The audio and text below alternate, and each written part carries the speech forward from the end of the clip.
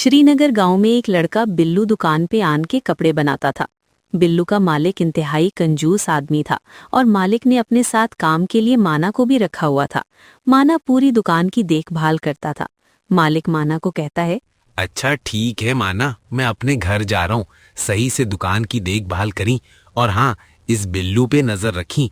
जैसे ही फारिग बैठा हो फौरन इसको काम पे लगाना है तूने। जी मालिक, जैसा आपका हुक्म होगा मैं वैसा ही करूँगा। और हाँ, आजकल चोर बहुत चोरियां कर रहे हैं दुकान पे। हाजिर दिमागी के साथ बैठना। ठीक है मालिक, मैं ऐसा ही करूँगा। फिर मालिक दुकान से अपने घर चला जाता है। अब माना बिल्लू को कहता है, हाँ बे बिल्लू, सही से करके कपड़े बना। ग्राहकों की तरफ से कोई शिकायत नहीं आनी चाहिए, समझा? जी माना भाई, मैं अपनी मेहनत से ये कपड़े बनाता हूँ। आज तक किसी ग्राहक की तरफ से शिकायत आई है क्या? हाँ, अभी कुछ दिन पहले एक ग्राहक आया था। वो हमारे से ही कपड़े लेके गया था। 2 दिन बाद ही उसके कपड़े फट गए। अरे माना भाई, अगर अब बंदा खुद ही लड़ाई करके कपड़े फाड़ दे तो इसमें अब हमारी क्या गलती है? इसीलिए कह रहा हूँ, मजबूत करके कपड़े बना, फटने नहीं चाहिए, वरना तुझे पता तो है उस्ताद तुझे नहीं छोड़ेगा। अब बिल्लू घर जाता है तो बिल्लू की बेगम बिल्ली कहती है, अरे हाँ बिल्लू, आप आ गए हो काम करके। कैसा रहा है आज का दिन? बस ठीक ही रहा, रोज की तरह उस्ताद और माना की बातें। ये करो, ऐसे करो तो वो करो। अरे बिल्लू, आप ठीक कह रहे हो। आपने घर का सामान भी लाना था, सारा सामान खत्म हुआ है। अरे बेगम, मैं कुछ दिन पहले ही तो सारा सामान लाया था। बिल्लू, वो सारा सामान खत्म हो गया है। मेरे पास तो अब पैसे भी ना है और उस्ताद महीने के बाद जाके इतनी बातें सुना के थोड़े से पैसे देता है। अरे बिल्लू, आप ठीक कह रहे हो। आप इतनी मेहनत से काम करते हो और उस्ताद आपको देता ही क्या है। बिल्कुल बेगम, रोज माना मुझे बातें सुनाता है। चलो बिल्लू, देख लो या कोई और काम काज कर लो। फिर अगले दिन बिल्लू काम पे जाता है तो दुकान खुली हुई होती है और माना आया हुआ होता है। माना बिल्लू को देख के कहता है, हाँ बे बिल्लू, किधर आया है इस वक्त? मैं कब से तेरा इंतजार कर रहा हूँ। जी माना भाई, बस अभी सुबह उठा और काम पे आ गया। काम पे आ नहीं गया? इतना लेट काम पे आ गया है? आज उस्ताद को आने दे, मैं बताता हूँ, तू रोज काम पे लेट आता है। अरे माना भाई, थोड़ा सा ही तो लेट हुआ हूँ।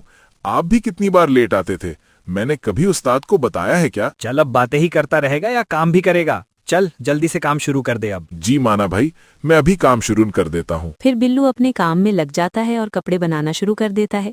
उसी गांव में बहुत सारे ऐसे गरीब लोग थे जिनके पास पहनने के लिए कपड़े नहीं थे और वो इस ठंड में कांपते रहते थे। कोई बंदा भी उनकी मदद नहीं करता था।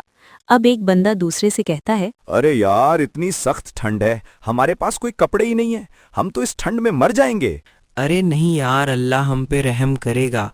हम किसी जगह जाके किसी से कपड़े मांग लेते हैं। अरे यार, इस पूरे गांव में लोग खुद इतने गरीब हैं, हमें कौन कपड़े देगा? अबे मेरे साथ तू चल तो सही, हो सकता है हम पे कोई रहम खा ही ले। आजा। फिर वो दोनों बाहर बाजार में जाते हैं तो उनको यही कपड़े वाली दुकान नजर आती है जिधर बिल्लू कपड़े बनाता था। वो दोनों उस दुकान पे जाते हैं और उनमें से एक बंदा कहता है, अरे भाई साहब, हम दोनों बहुत गरीब लोग हैं, हमारे पास कोई कपड़े भी नहीं है।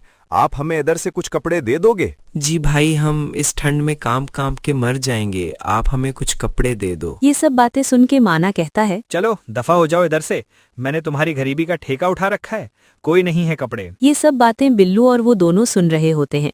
ये सब सुनते ही फौरन बिल्लू कहता है, आप दोनों भाई रुको। अरे माना भाई, क्या हो गया है? वो बेचारे गरीब लोग हैं और उनके पास कपड़े भी ना है।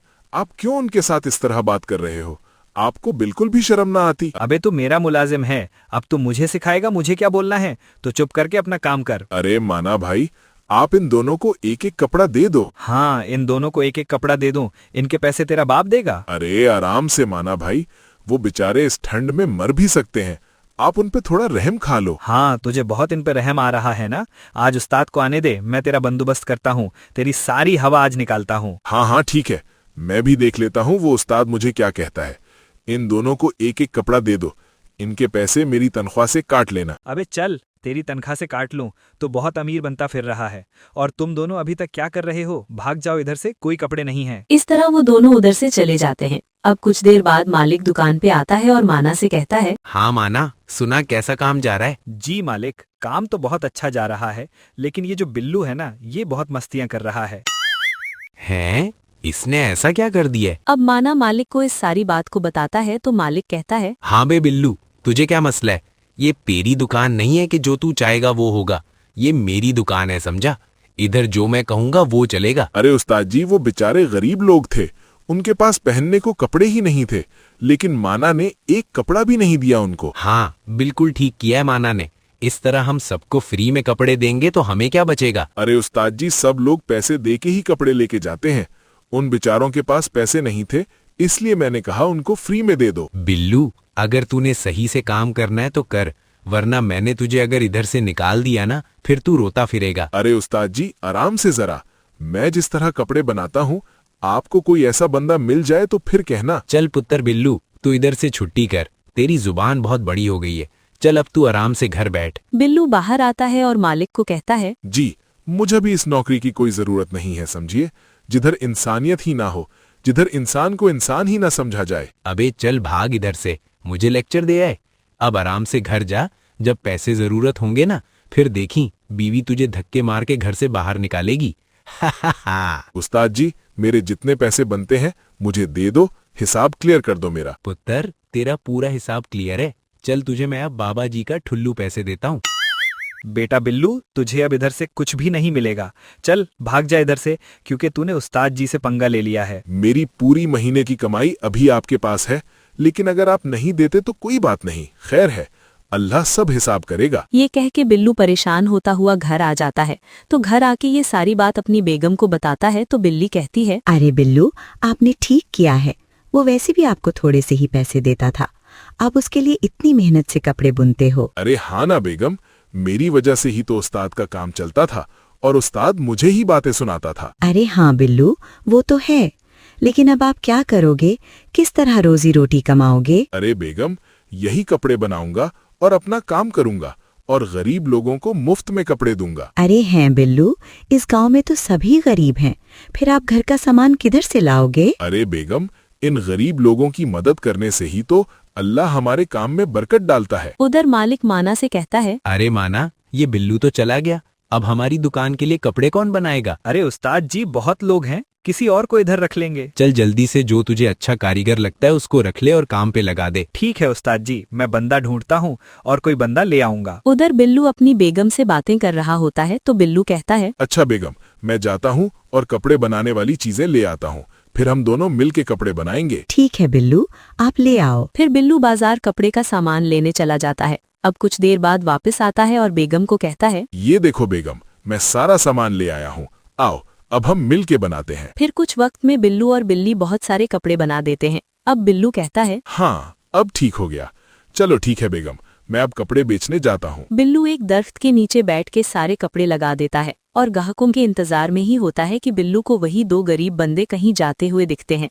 तो बिल्लू उनको आवाज लगाता है, अरे भाई साहब, इधर आओ, इधर देखो, मैं आपको बुला रहा हूँ। वो दोनों जैसे ही बिल्लू की तरफ देखते हैं तो एक बंदा दूसरे से कहता है, अरे देखो, ये वही बंदा है ना जिसकी दुकान पे हमारी कितनी बेइज्जती की गई थी। अरे हाँ हाँ, ये तो वही है, छोड़ो अभी फिर हमारी बेइज्जती करेगा। बिल्लू फिर आवाज लगाता है, अरे भाई, उधर खड़े क्यों हो गए हो? इधर आओ, मैं आपको बुला रहा हूँ, इधर आओ। अब बंदा दूसरे से कहता है, अबे सब लोग हमारी बेइज्जती करते हैं, चलो आ जाओ, इससे भी थोड़ी और सुन लेते हैं। फिर दोनों बिल्लू के पास आते हैं तो बिल्लू उनसे कहता है, अरे भाइयों, तुम वही हो ना जिनको कपड़ों की जरूरत थी? जी भाई, हम वही हैं, देख लो, अभी तक हमें किसी ने कोई कपड़ा नहीं दिया और हम इसी तरह ठंड से ठिठर रहे हैं। अरे मैं अब आपको ठंड में ठिठरने ना दूंगा, इधर से जो भी आपको कपड़े अच्छे लगते हैं ले लो, ये मैं अपने घर में बनाता हूँ। फिर बिल्लू उन दोनों को कपड़े दे देता है और वो खुश होके उधर से चले जाते हैं। थोड़ी देर बाद मालिक और माना उधर से गुजर रहे होते हैं तो उनकी नजर बिल्लू पर पड़ती है तो बिल्लू के पास आते हैं तो मालिक कहता है, अरे ये देख इस मोटी गैंडे को, इधर इस दरख्त के नीचे ख्वार हो रहा है। हा हा हा। उस्ताद, कितनी अच्छी थी आपकी दुकान, आराम से बैठ के काम करो, लेकिन इस मोटे को काम रास नहीं आया। उस्ताद जी, आपको कोई बंदा मिला है काम वाला जो आपको कपड़े बना के दे? मैं तो इस माना के पीछे लगा हुआ हूँ, लेकिन अभी तक कोई नहीं मिला। अरे बिल्लू, अभी मैं और उस्ताद एक बंदे के पास ही जा रहे हैं, बहुत पहुंचा हुआ कारीगर है, तेरे बनाए हुए कपड़े उसके सामने कचरा है बेटा। अच्छा ठीक है, एक दिन जरूर आएगा जिस दिन मेरी उस्ताद से बड़ी दुकान होगी। उस्ताद से बड़ी अभी तो दरख्त के नीचे बैठा हुआ है और ख्वाब देखो। फिर मालिक और माना आगे चले जाते हैं। बिल्लू आवाज लगाता है, आ जाओ, अच्छे अच्छे कपड़े ले जाओ, सर्दी से बचाव वाले कपड़े आ गए हैं। ये बोलते ही बिल्लू के पास एक और गरीब बंदा आ जाता है और बिल्लू को कहता है, अरे भाई साहब, मैं एक बहुत गरीब बंदा हूँ, मेरे पास पहनने के लिए कपड़े भी नहीं है, आप मुझे एक कपड़ा फ्री में दे दोगे? जी भाई जरूर, आपको जोन सा कपड़ा भी पसंद है आप फ्री में ले लो। ये सुनते ही वो बंदा बहुत खुश हो जाता है और बिल्लू को कहता है, अरे भाई साहब, अल्लाह पाक आपके कारोबार में बरकत डाले, आप बहुत अच्छे इंसान हैं और इस गांव में आप ही हम गरीब लोगों का ख्याल रखते हैं, बाकी गांव वाले तो हमें भगा देते हैं। अरे नहीं भाई, शुक्रिया की कोई बात नहीं, आपको इस कपड़े की जरूरत थी तो इसलिए मैंने आपको दे दिया। फिर वो बंदा कपड़ा लेके चला जाता है। अब रात को बिल्लू घर जाता है तो बिल्ली कहती है, अरे हाँ बिल्लू, सुनाओ आज का दिन कैसा रहा है? जी बेगम, बहुत अच्छा दिन रहा है आज का। आज कितनी कमाई हुई है आपकी? आज कमाई तो कुछ भी नहीं हुई, जितने भी कपड़े लेके गया था सब जरूरतमंद लोगों को बांट दिया। अरे बिल्लू ना करो, इस तरह तो फिर हम कैसे गुजारा करेंगे? आप जो भी कपड़े बनाओगे मुफ्त में बांट दोगे तो फिर हम क्या खाएंगे? अरे बेगम, उन लोगों को बहुत जरूरत थी इन कपड़ों की, उनके पास पैसे नहीं थे, इसलिए मुझे फिर मुफ्त में ही देना पड़ा। उधर मालिक और माना एक और कारीगर को रख लेते हैं। अब बिल्लू के बनाए हुए सारे कपड़े खत्म होने ही वाले थे। अब मालिक कारीगर को कहता है, हाँ बे, अब जरा हाथ तेज चला के कपड़े बना, पिछले कपड़े खत्म होने वाले हैं, अब जल्दी जल्दी कपड़े बना। ठीक है उस्ताद जी, मैं जल्दी जल्दी बनाता हूँ। फिर मालिक घर चला जाता है। माना और कारीगर दुकान पे ही होते हैं।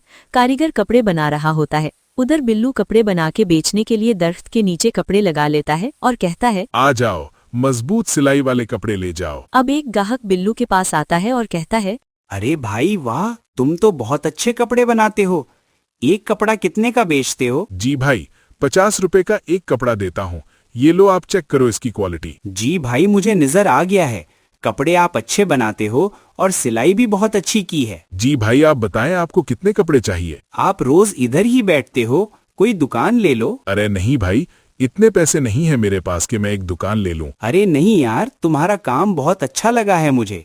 मेरी शहर में कपड़ों की ही दुकान है, मुझे रोज कपड़े चाहिए होते हैं। ही? क्या कह रहे हैं आप? आपकी दुकान शहर में है?